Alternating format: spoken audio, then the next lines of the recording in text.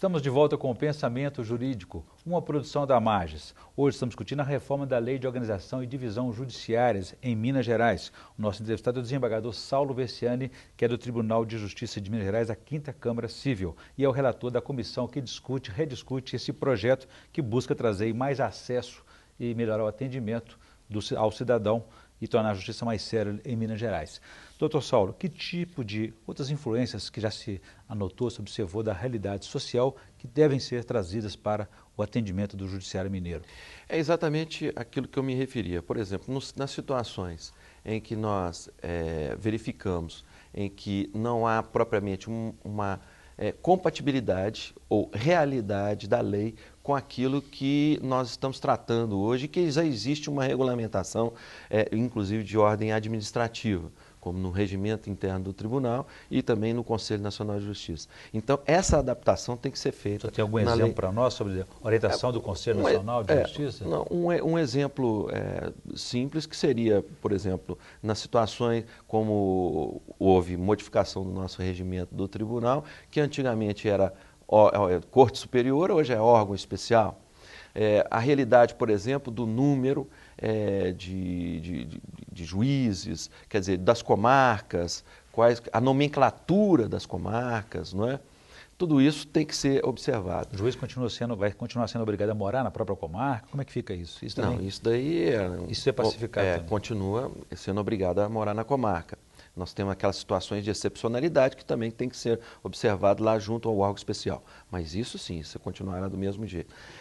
Agora, outra coisa que a questões que eu me referia das distorções em relação aos municípios, que muitas vezes ficam muito distantes de sede de comarcas e, por sua vez, próximos a outras sedes de comarcas. Então, né, operacional. Exatamente. Então, essas distorções é que, de repente, vai se procurar resolver, ou pelo menos minimizar o problema. E a gente percebe também que, às vezes, na base, na ponta onde há o atendimento ao cidadão, surgem experiências inovadoras do próprio judiciário que vão sendo pouco a pouco incorporadas pelo ordenamento jurídico. A questão, por exemplo, de mediação de conflitos familiares, isso vai ser observado, ser estudado, discutido? Não, isso daí não é propriamente uma discussão a ser feita junto à Lei de Organização e Divisão Judiciária. É claro que a mediação ou essas formas alternativas de solução dos conflitos... Juiz leigo, conciliadores... O que ocorre é o seguinte, aliás, é um sistema muito utilizado nos procedimentos norte-americanos, quer dizer, Alternative Dispute Resolutions, quer dizer, essas formas alternativas de solução de conflitos hoje são muito discutidas. Entretanto, isso daí não é propriamente uma discussão a ser levada a cabo na Lei de Organização e Divisão Judiciária. É um sistema mais para ser observado junto à norma procedimental, quer dizer, ou especialmente de processo civil. Fala-se muito também, doutor Saulo, na questão da democratização interna. Isso vai ser discutido nessa nova legislação? Eu acho que não é propriamente uma discussão para ser colocada como norma. O próprio questionamento da Lei de Organização Judiciária junto a uma comissão do tribunal que se dispõe a ouvir o cidadão e se dispõe a ouvir os seus colegas e se dispõe a ouvir os operadores de direito de uma maneira geral, já é uma forma, evidentemente, de participação democrática. Se democracia é contestabilidade, quer dizer, é forma efetiva de participação, evidentemente que só esse processo de se colocar à discussão da Lei de Organização Judiciária já é democracia, exercício da democracia. Agora, não é como vamos simplesmente ou de forma simplista de colocar um dispositivo dizendo assim, o judiciário vai se tornar mais democrático. Nós não precisamos disso. O que precisa exatamente concretizar o debate e isso sim já é o exercício da democracia. A gente volta a esse tema daqui a pouco. Gostaria que antes eu fizesse a indicação de leitura para os nossos telespectadores no quadro Pensamento Literário. Por favor.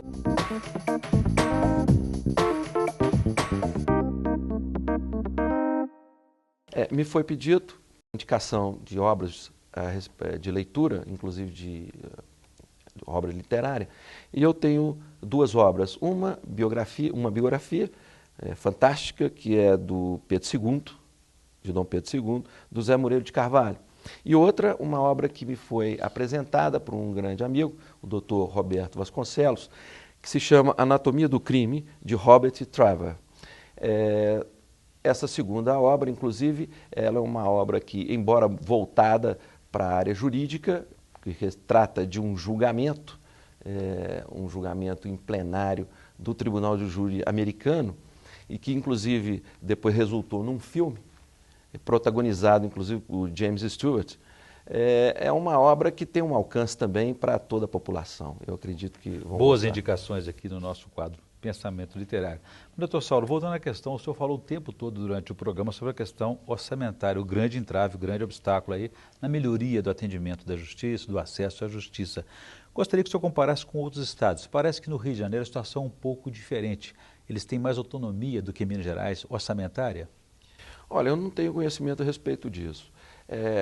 Com relação à questão orçamentária, de fato, e essa questão, essa matéria, ela hoje é atribuição também de uma comissão orçamentária.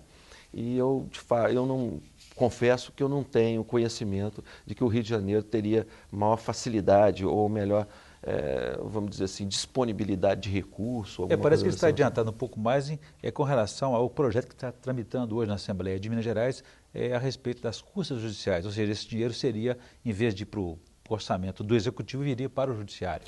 Não, confesso que em relação a isso, a minha ignorância, eu não tenho conhecimento a respeito do projeto que tramita lá no Rio de Janeiro, ou que já tramitou no Rio de Janeiro e que eles teriam mais, vamos dizer assim, mais disponibilidade financeira, né? Mais disponibilidade financeira do que Minas. E a questão da gestão, doutor Saulo, é uma questão que é um desafio para o magistrado que está diante das comarcas, os fóruns no interior e aqui também no Tribunal de Justiça. O senhor acha que a gestão deveria ser um curso nas faculdades de Direito, nas escolas judiciais? Como é que o senhor avalia?